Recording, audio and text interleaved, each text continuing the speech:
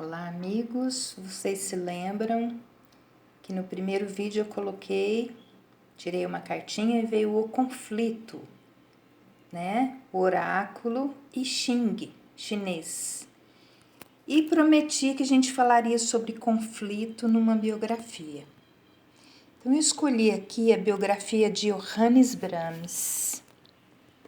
Johannes Brahms está aqui. Esta daqui é Clara Schumann, que era esposa de Robert Schumann. Qual é o conflito? O conflito é que Brahms foi recebido na casa de Robert Schumann.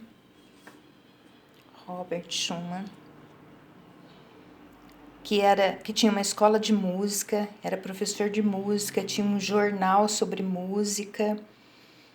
E o Brahms, como era muito pobre, Johannes Brahms era muito pobre, ele aceitou morar na casa do Robert Schumann para ter aulas de composição e, em troca, ele foi ser o mordomo da família.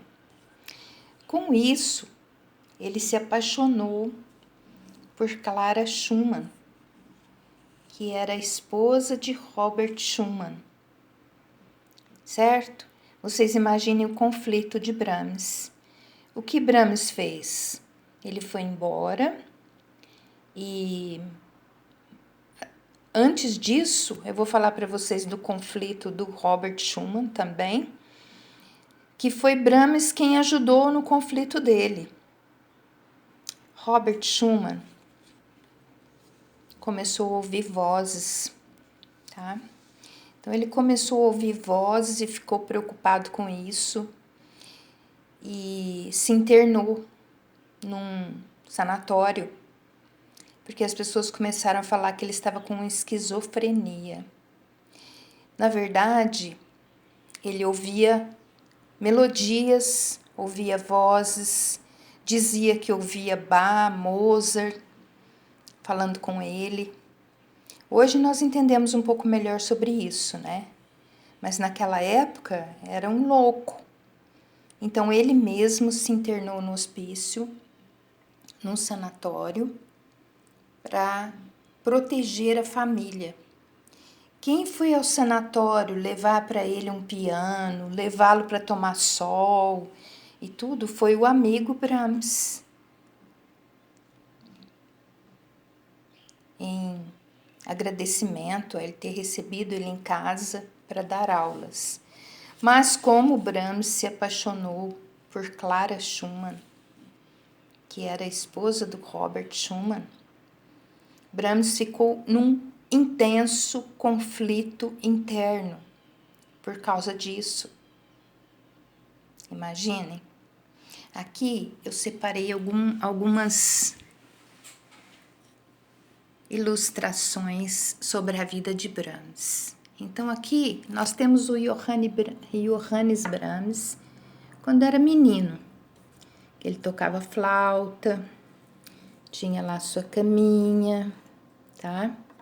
O Johannes Brahms morava num cortiço, com várias janelinhas, com várias famílias na periferia de Hamburgo.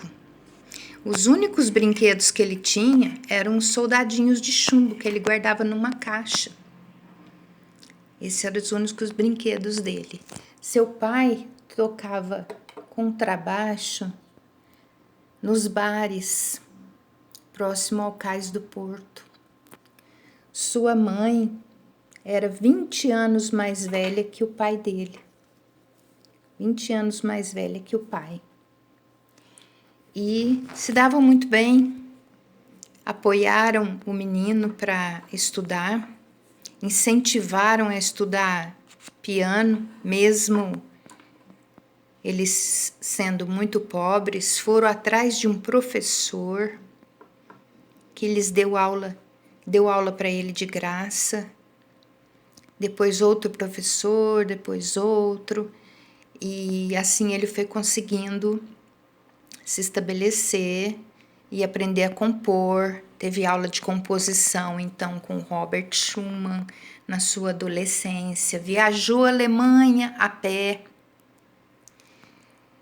E nesses personagens que nós temos aí, nós vemos assim, não houve impedimento para Johannes Brahms, que morava na periferia, num cortiço, para se tornar quem ele se tornou. Se ele fosse se prender nesse conflito da pobreza, do problema, ele não seguiria em frente, né?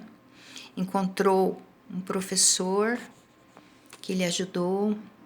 O seu pai começou a levá-lo para tocar nos bares. Ele tocava flauta, o pai dele contrabaixo. E a mãe sempre apoiando e pedindo que o levassem para ter aulas de piano. Brahms, então, com essa paixão frustrada e vendo que Robert Schumann estava internado, aqui nós temos um livro que fala A Sombra de Schumann, Peter Hertling. É um romance, tá? Que conta a história dele, é contado por um enfermeiro que cuidou dele enquanto ele estava internado nesse hospício. Muitos remédios, tratamentos assim bem invasivos, vamos dizer assim. Muito triste esse livro aqui, a história de Robert Schumann. E Brahms cuidou dele. Schumann morreu novo, com 44 anos, mas Brahms deu a ele toda a sua amizade, lealdade. E esse conflito interno, vejam, vamos agora analisar do que Brahms morreu. Câncer do fígado. Pela medicina chinesa, e nós estamos aqui utilizando o I Ching, que é um oráculo chinês, né? E pela medicina chinesa, o fígado representa raiva, uma raiva contida, uma raiva que não pôde ser expressada, algo que ele não pôde realizar, né? Talvez esse amor. Ele queimou as partituras dele no final da vida. Queimou todas as partituras que ele achava que não estavam boas, certo? Queimou as partituras e há uma suposição de que essas partituras eram músicas dedicadas a Clara Schumann, que ele não queria deixar exposto, né?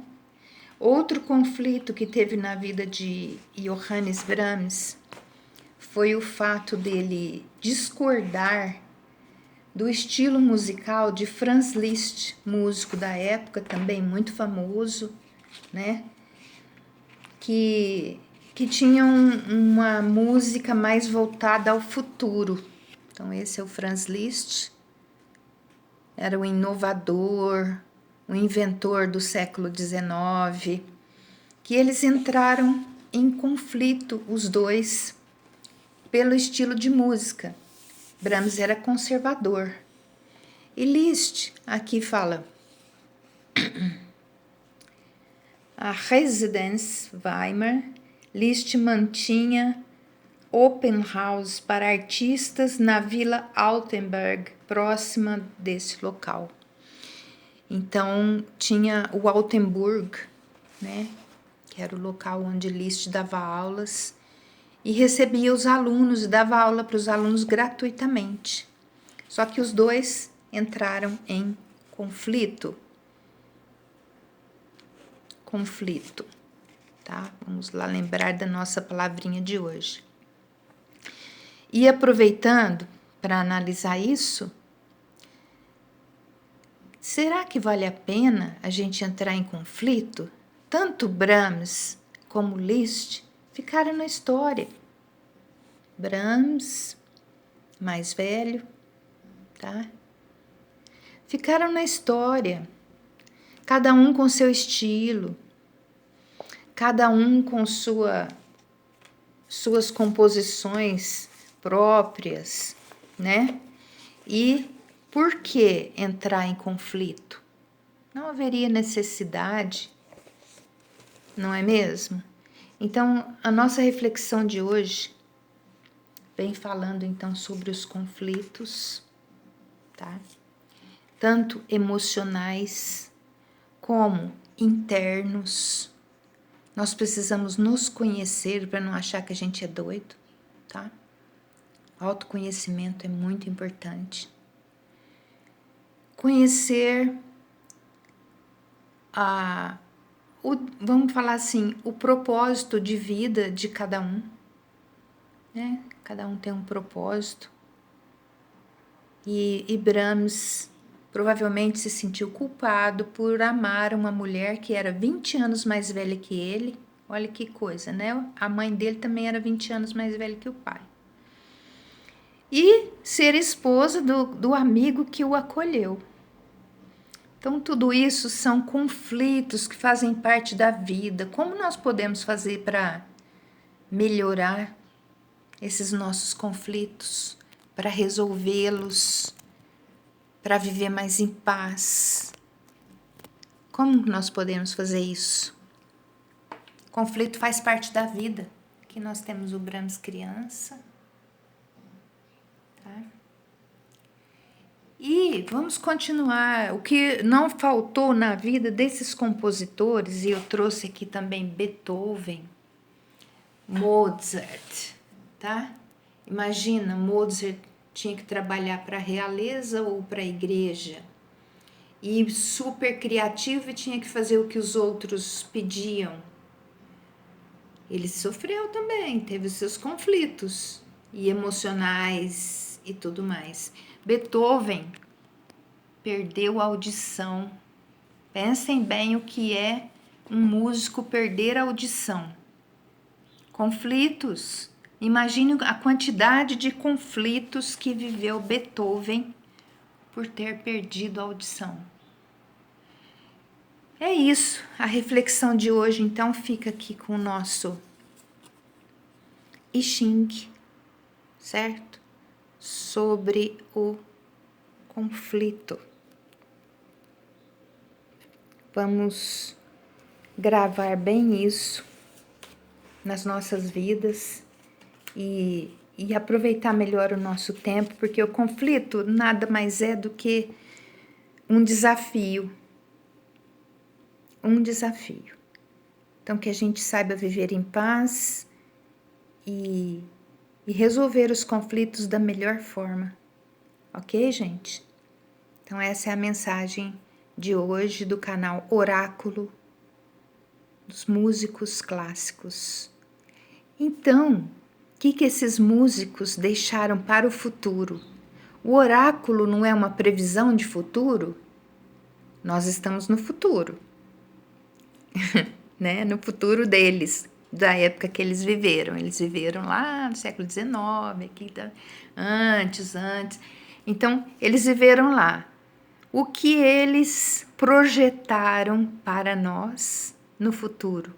Essas histórias com as quais nós podemos refletir, nos melhorar, analisar que a vida é tão breve, tão passageira, não vale a pena a gente ficar preso em conflitos, sejam eles emocionais ou de ideais ou de trabalho. Vamos viver a vida, né? Abraço a todos, espero que seja uma boa reflexão.